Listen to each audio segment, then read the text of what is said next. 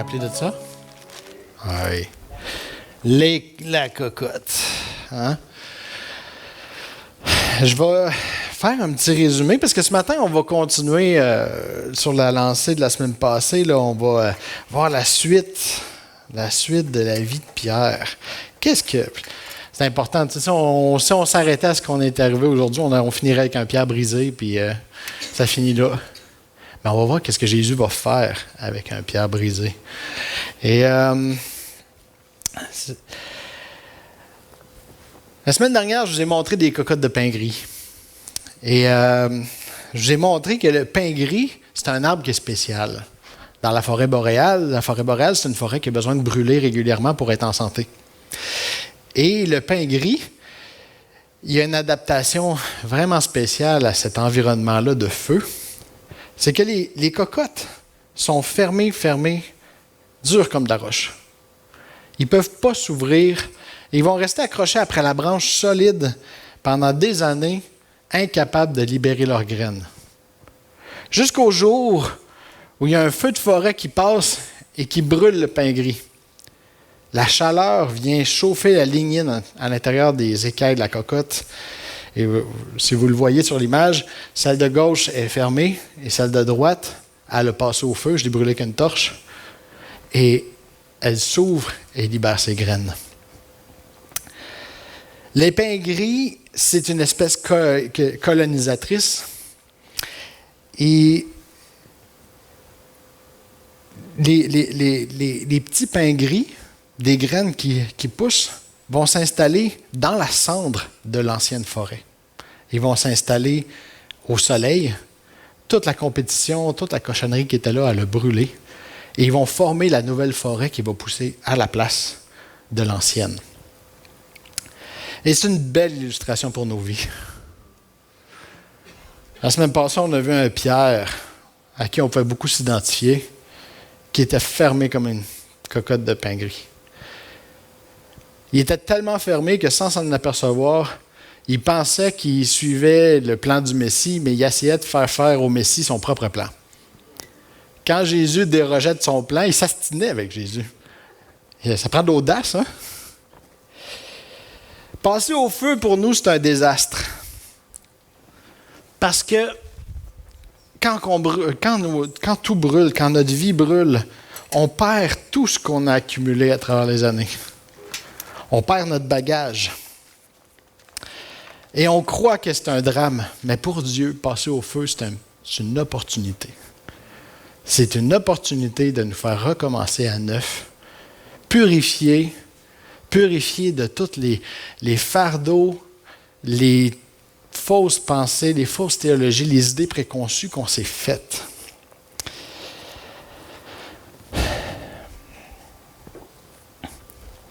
C'est une façon d'être libéré. La semaine dernière, on a découvert Pierre, le disciple de Jésus, qui transportait avec lui des fardeaux qui l'empêchaient d'accepter de suivre le plan de Dieu pour Jésus. Il y avait une idée préconçue, il y avait une théologie rigide messianique de ce que le Messie devait être et ce que le Messie devait faire. Au point que quand Jésus, comme je disais tantôt, quand Jésus il faisait son plan, puis que ça ne fonctionnait pas dans la tête de Pierre, il réagissait en essayant de forcer son plan personnel sur Jésus. Et on s'est laissé sur un moment clé de sa vie. Après avoir renié Jésus 3 fois, le coq a chanté comme Jésus lui avait prédit. Tout son monde de certitude venait de s'écrouler. Et à ce moment-là, il a réalisé que depuis le début, il n'était pas le grand héros de la foi qu'il croyait être. Il a réalisé qu'il avait tort, puis que c'est Jésus qui avait raison. Son identité même s'est écroulée à ce moment-là. Il ne savait plus qui il était. Aujourd'hui, on va voir comment l'amour de Christ, la puissance de Christ, va reconstruire cet homme-là pour en faire un vrai héros puissant dans le royaume de Dieu. Mais pas selon sa propre théologie humaine, mais plutôt selon la volonté de Dieu, le plan que Dieu avait mis sur sa vie. On va aller dans l'Évangile de Jean, chapitre 21.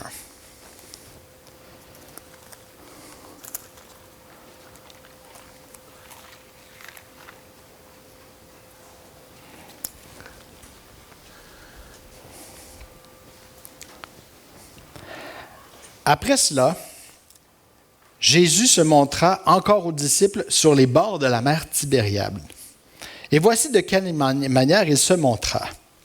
Simon, Pierre, Thomas, appelé Didyme, Nathanaël de Cana en Galilée, les fils de Zébédée et 2 autres disciples de Jésus étaient ensemble. Simon-Pierre leur dit, « Je m'en vais à la pêche. » Il dit, « Je vais pêcher. » Et lui dire, « On va avec toi. Nous allons aussi avec toi. » Ils sortirent et montèrent dans une barque et cette nuit-là, ils ne prirent rien. Je vais m'arrêter ici. Quand on perd tous nos repères,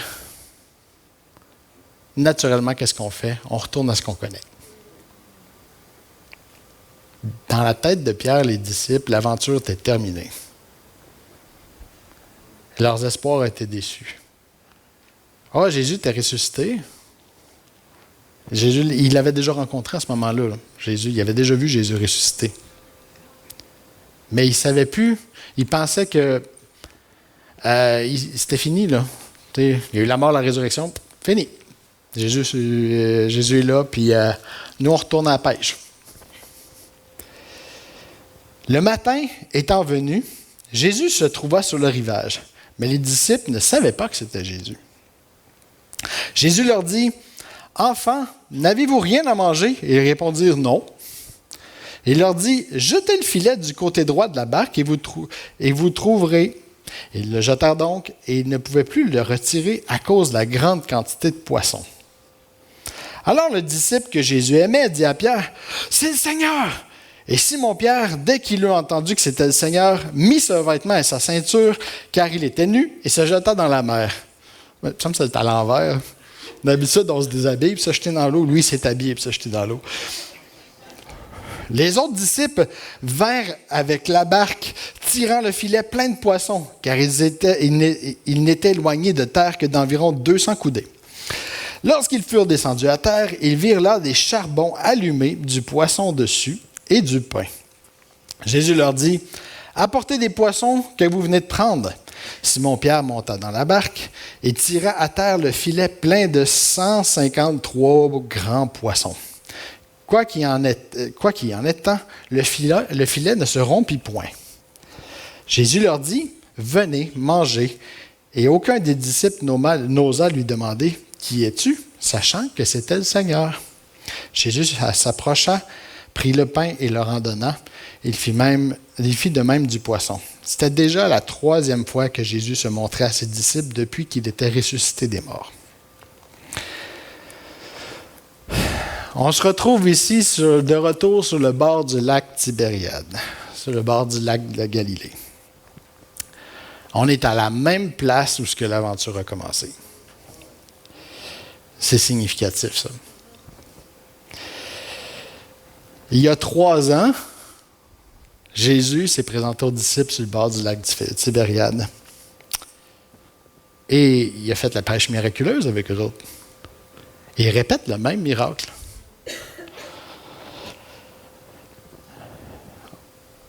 On est là, rendu à un point où la mort et la résurrection de Jésus a eu lieu.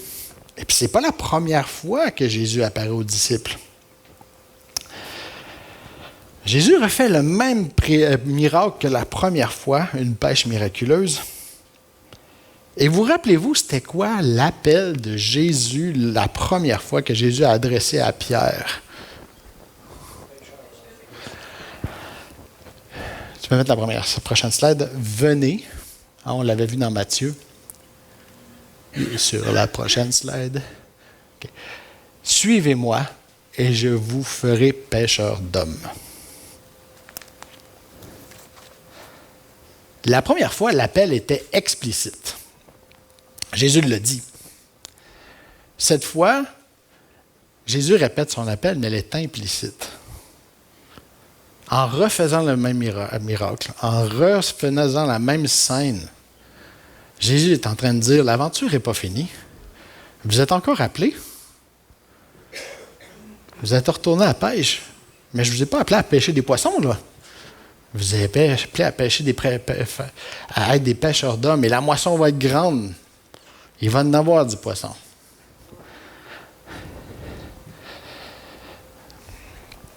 Pierre se jette à l'eau pour aller à la rencontre du Maître.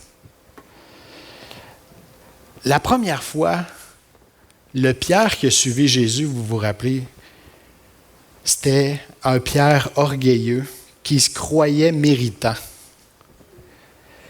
C'était un Pierre qui recherchait l'honneur. Il recherchait une position. Il cherchait le pouvoir.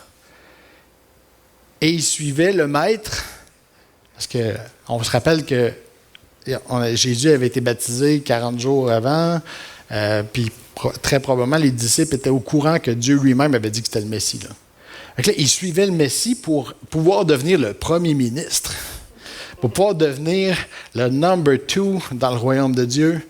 Il cherchait une position. Mais cette fois-là, il y a une grande différence. C'est un Pierre brisé. C'est un Pierre qui a appris à aimer Jésus de tout son cœur, mais qui se croit indigne de Jésus, qui va répondre. C'est plus la réaction de Pierre quand il voit Jésus, c'est plus une réaction de « Ah oui, je vais te tuer », c'est une réaction viscérale. Il n'est même pas capable d'attendre que le bateau arrive sur le bord. Il se tire à l'eau.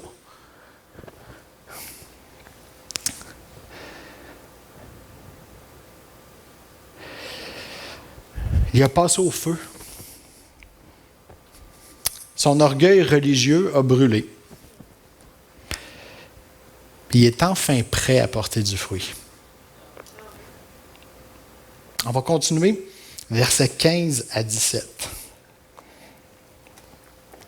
Après qu'ils eurent mangé, Jésus dit à Simon-Pierre, « Simon, fils de Jonas, m'aimes-tu plus que même ceux-ci? » Il lui répondit, « Oui, Seigneur, tu sais que je t'aime. » Jésus lui dit, « Paie mes agneaux. » Et il lui dit une deuxième fois, « Simon, fils de Jonas, m'aimes-tu? » Pierre lui répondit, « Oui, Seigneur, tu sais que je t'aime. » Jésus lui dit, « Paie mes brebis. » Et lui dit pour une troisième fois, « Simon, fils de Jonas, m'aimes-tu? » Pierre fut attristé de ce qu'il avait dit pour la troisième fois, « M'aimes-tu? » Et il lui répondit, « Seigneur, tu sais toutes choses. Tu sais que je t'aime. » Jésus lui dit, « Paie mes brebis. » On est ici, on est chanceux parce qu'on a une fenêtre dans une conversation très, très intime entre Pierre et Jésus. Mais elle se passe quand même devant les autres disciples. Jean nous rapporte la conversation, c'est parce qu'il était au courant. Je suis sûr que Jésus a eu plein de conversations intimes avec ses disciples, mais nous, on n'est pas au courant. On n'a jamais su. Mais celle-là, on la connaît. Le fait que Jésus demande 3 fois « M'aimes-tu » est très important. Pour plusieurs raisons. Premièrement, il montre à Pierre, puis aux autres disciples, les autres disciples aussi, ils étaient au courant de ce que Pierre avait fait. Il avait besoin de voir ce que Jésus, il pardonnait à Pierre. Alors, il montre à Pierre et aux autres disciples qui pardonnent individuellement pour chacune des 3 fois où ce que Pierre le trahit.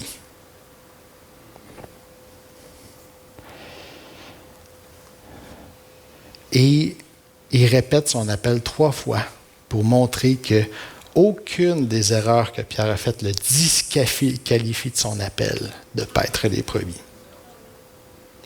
On en fait toutes des erreurs. Nos erreurs, quand on va vers la grâce de Dieu, ne nous disqualifient pas. C'est des occasions d'apprendre.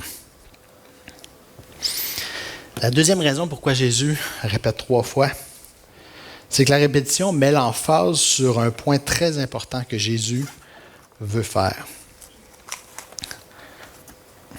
C'est que ce n'est pas les mérites, ce n'est pas les accomplissements ou la performance qui rend Pierre digne de son appel. Il n'y a qu'une seule chose qui nous rend qualifiés pour l'appel de Jésus. C'est un amour sincère pour la personne de Jésus. Si vous aimez Jésus sincèrement, vous êtes qualifié pour l'appel. Puis quand on dit « Ah, je ne suis pas capable », c'est des excuses qu'on donne. Ben, Jésus nous a appelés. Lui, il dit qu'on est capable. Une autre raison, c'est qu'après sa trahison, Pierre, il avait honte de lui-même.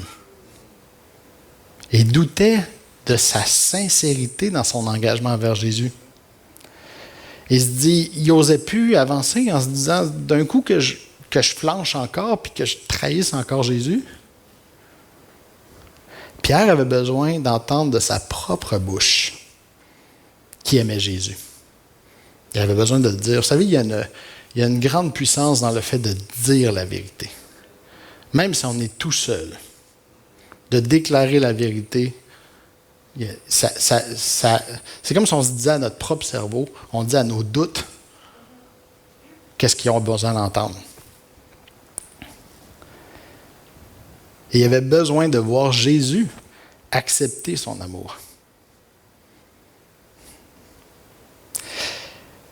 Il y a aussi dans ce texte-là, quand on regarde dans l'original en grec, il y a une progression dans les mots amour. Il y a un jeu de mots dans les mots amour. Et je ne vais pas tout vous le décortiquer, là, on pourrait en parler bien longtemps là, un matin, mais ce que je veux ressortir, c'est qu'au début, la question de Jésus puis la réponse de Pierre utilisent le mot philéo, l'amour fraternel. Dans le fond, il est en train de dire, Pierre, est-ce que tu me considères comme ton frère? Pierre, m'aimes-tu comme de la famille? Mais à chaque fois que Jésus répète dans les questions, le mot philéo devient le mot agapéo. L'amour qui est prêt à se sacrifier. L'amour inconditionnel. Et Pierre, la première fois que Jésus dit, à la deuxième fois que Jésus pose la question, Jésus dit, m'aimes-tu agapéo? Et Pierre dit, tu sais que je t'aime, philéo. Pierre est en train d'exprimer son doute par rapport à la sincérité de son amour. Il est en train de dire à Jésus, je t'aime vraiment, mais je ne sais pas, je serais capable de me sacrifier pour toi, puisque je n'ai pas été capable la première fois. Mais la troisième fois, quand Jésus pose encore la question, là, Pierre, il va utiliser agapéo. Il va dire, d'accord, je te crois. Je suis prêt à mourir pour toi, je suis prêt à me sacrifier. Jésus est en train de montrer à Pierre que pour répondre à son appel, Pierre va devoir renoncer à lui-même. Il va devoir se sacrifier. Ce qui va mettre la table pour la suite de la conversation. Jean 21, versets 18-19. En vérité, je te le dis, quand tu étais plus jeune, tu te saignais toi-même et tu allais où tu voulais. Mais quand tu seras vieux, tu étendras tes mains et un autre te ceindra et te mènera où tu ne voudras pas. Il dit cela pour indiquer par quelle mort Pierre glorifierait Dieu. Et ayant ainsi parlé, il lui dit, « Suis-moi ». Jésus annonce à Pierre qu'il va littéralement perdre sa vie exécutée pour lui. Étendre les mains, les commentateurs disent que quand Jésus dit « tu vas étendre tes mains », fait littéralement référence à « tu vas être crucifié comme moi ». Et il y a des historiens de l'époque qui rapportent que Pierre est mort crucifié. Mais quand il a été crucifié, Pierre se sentait indigne d'être crucifié de la même façon que le Christ, fait qu'il a demandé d'être crucifié la tête par en bas.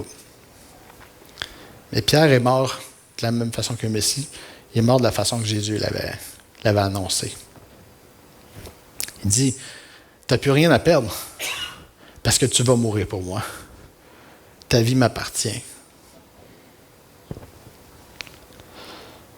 Et là, on va avancer de quelques semaines dans l'histoire. On va aller dans Acte 2. C'est un texte qu'on aime beaucoup, les pentecôtistes, hein, Acte 2. Malheureusement, on va tout skipper la partie que tout le monde aime beaucoup, puis on va aller un petit peu plus loin. Mais je vais vous faire un résumé, OK? On avance de quelques semaines dans l'histoire. Jésus, il est monté au ciel. Rendu à ce moment-là, là, les disciples ont vu Jésus monter sur la nuée. Et à ce moment-là, ils ont reçu l'instruction de se rendre, d'attendre dans la prière la venue de l'onction du Saint-Esprit. Donc, les disciples se sont rassemblés dans la chambre haute et ils prient. Et tout à coup, il y a un bruit de vent qui souffle. Il y a des petites flammes qui apparaissent et qui se posent sur la tête de chacun d'eux. Et remplis du Saint-Esprit, ils se mettent à glorifier Dieu dans des langues qu'ils ne connaissaient pas. Ils se mettent à parler en langue. La commotion est tellement grande que ça attire une foule de curieux. Imaginez, là, ils ne sont pas juste dans la chambre haute, enfermés, puis personne dehors s'aperçoit de toute façon, il n'y avait pas de fenêtre, hein, c'était des trous. Fait que tout le bruit qui se passait en dedans, on l'entendait dans la rue. Mais là, ils font tellement de bruit à glorifier Dieu qu'ils attirent une foule de milliers de personnes. C'est pas 10, 15 personnes, là. C'est une grande foule. Et une foule de curieux, mais c'est une foule aussi qui est perplexe. Ils se demandent ce qui se passe. C'est une foule qui dit, coudonc, ils sont sous, il y a une bonne heure le matin.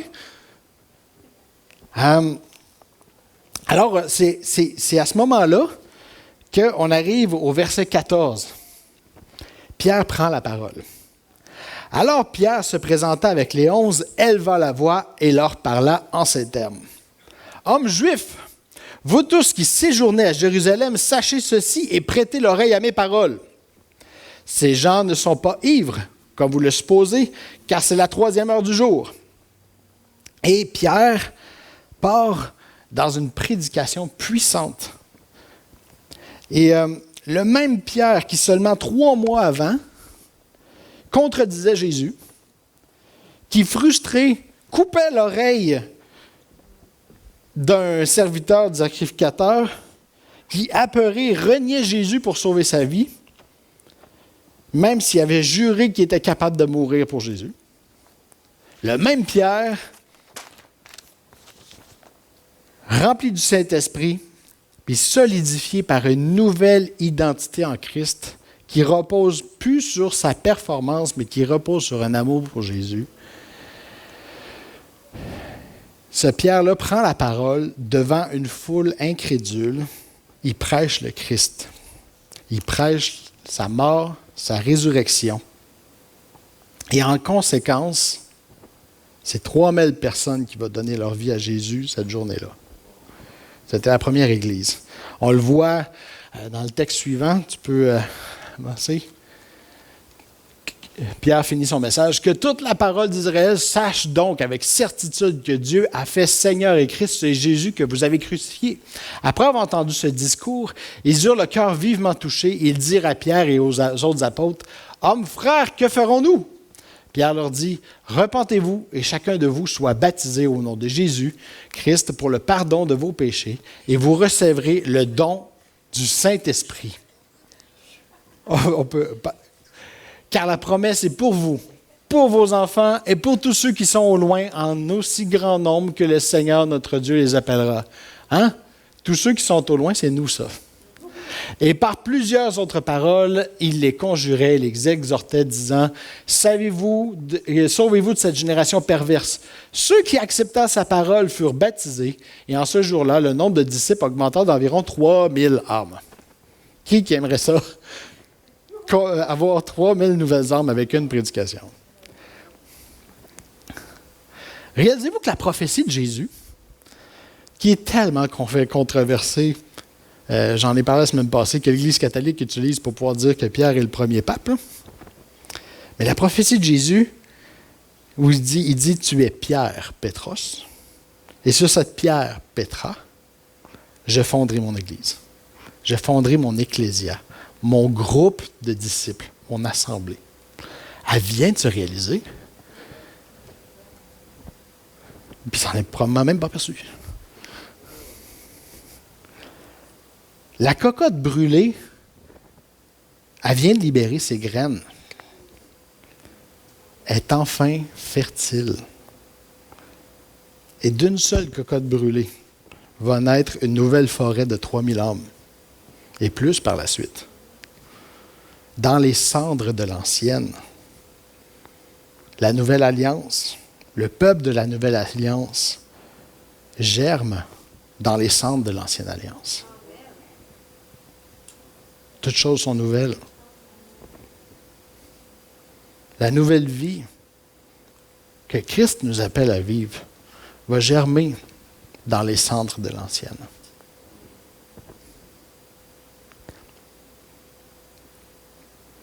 Et on va un peu plus loin au chapitre 3, verset 12.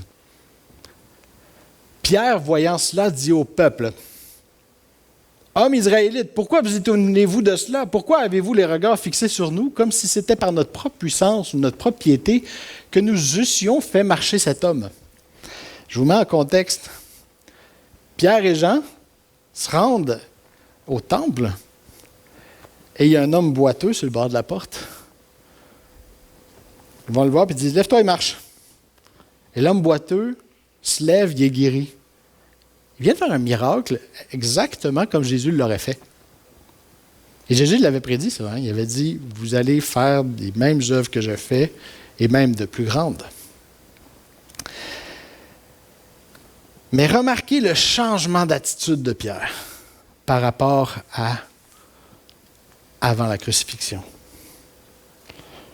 L'ancien Pierre aurait pris toute la gloire.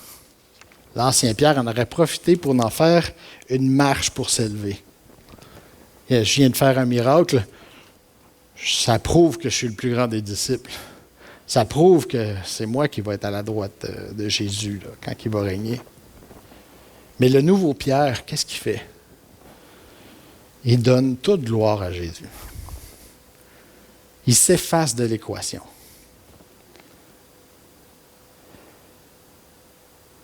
Quel changement radical dans son cœur.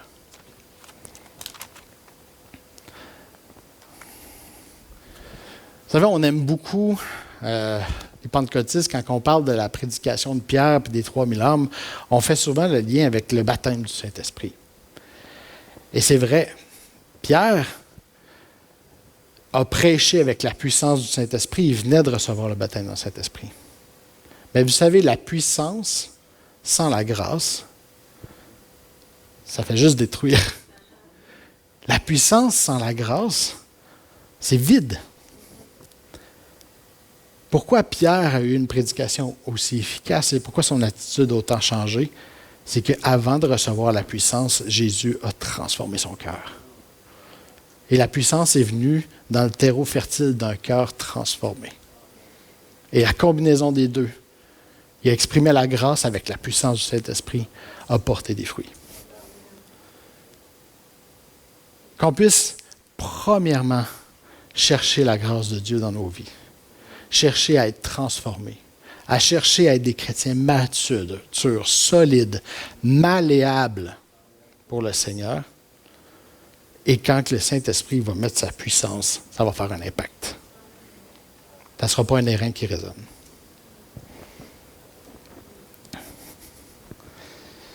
On est appelé à vivre dans notre vie un changement tout aussi radical que celui de Pierre. L'ancien doit brûler pour permettre au nouvel homme, à la nouvelle femme en Christ de naître des cendres de notre ancienne vie.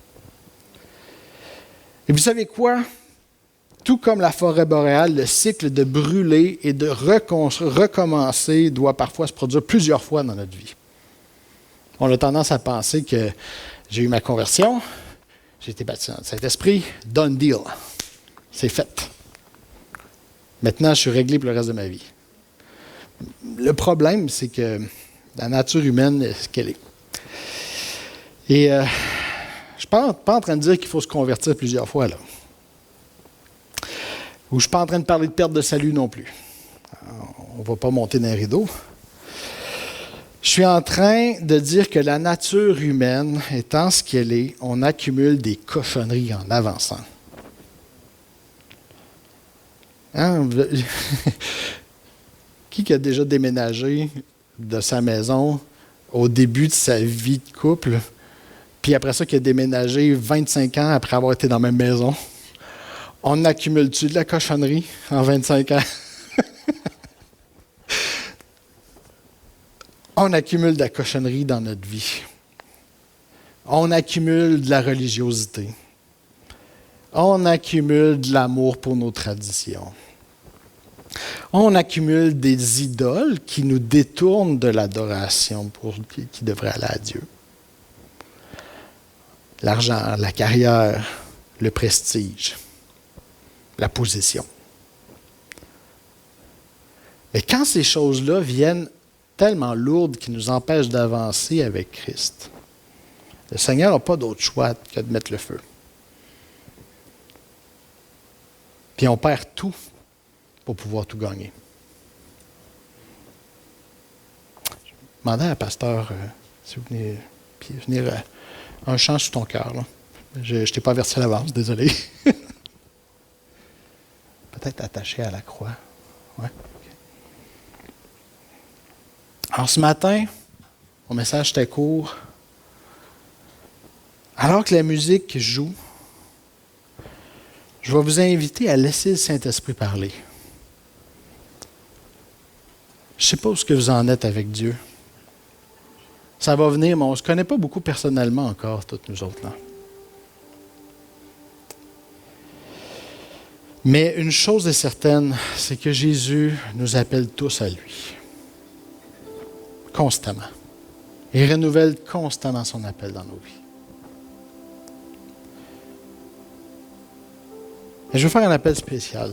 Si ce matin, il y a des gens ici qui n'ont jamais répondu à l'appel de Jésus, j'aimerais vous inviter à le faire en répétant cette prière avec moi. Je demanderai à tout le monde de juste baisser la tête. Oh Seigneur Jésus, je t'entends me parler ce matin. J'entends ta voix qui résonne dans mon cœur. Tu m'appelles. Et ce matin, je prends la décision de répondre à cet appel, de te dire oui. Je te donne ma vie. Je veux apprendre à t'aimer d'un amour qui se sacrifie, qui se donne. Je veux te servir et je veux que tu me transformes. À partir de ce matin, je t'appartiens. Tu es mon roi, tu es mon maître. J'ai fait des erreurs dans le passé. J'ai fait des gaffes. Je t'ai trahi. Je te demande pardon. Et j'accepte ton pardon. Je reconnais que tu m'as pardonné. Comme tu as pardonné Pierre. Et je veux aller de l'avant avec toi. Viens dans ma vie, viens me transformer. Et je déclare que je suis sauvé, ton enfant. Amen. Et je vais faire une autre prière ce matin. Si vous avez déjà... Vous avez une marche avec Dieu depuis plusieurs années dans votre vie. Mais qu'à travers les 2 dernières semaines, vous avez réalisé que vous êtes en arrêt, que vous êtes embourbé, que vous n'avancez plus. Vous vous sentez vide. Vous lisez la Bible et ça ne vous parle pas. Vous priez, on dirait que ça colle au plafond. Vous écoutez des messages, puis ça vous frustre plus que d'autres choses. Le Seigneur veut recommencer à neuf ce matin. Tout ce qu'il demande, c'est d'ouvrir le cœur, d'ouvrir son cœur. Il veut venir toucher, venir parler et montrer qu'est-ce qu'il doit prendre de bord. Alors, si c'est votre cas, dans votre cœur, faites cette prière-là avec moi. Seigneur, ce matin, j'abandonne ma religion. J'abandonne mes certitudes personnelles à laquelle je tiens mordicus. Je te les donne, je te fais confiance. Je t'abandonne mes plans. Je te redonne mes fardeaux à la croix, au pied de la croix. Et je veux recommencer en neuf avec toi, Seigneur. Prends ma vie. Je te la donne. Je veux retrouver cet amour des premiers jours. Cette joie d'être dans ta présence. Enlève tout ce qui bloque. Merci Seigneur, parce que tu vas le faire. Parce que je peux te faire confiance. Amen. Si vous avez fait la prière avec moi, si vous avez prié avec moi, je vous invite à en parler avec quelqu'un. Vous pouvez venir me voir, vous pouvez aller voir Pasteur Jean-Mathieu. Vous pouvez aller voir quelqu'un en qui vous avez confiance dans l'Église, avec qui vous avez facilité d'ouvrir votre cœur. Et juste en parler. Partagez la joie que le Seigneur a mis dans votre cœur.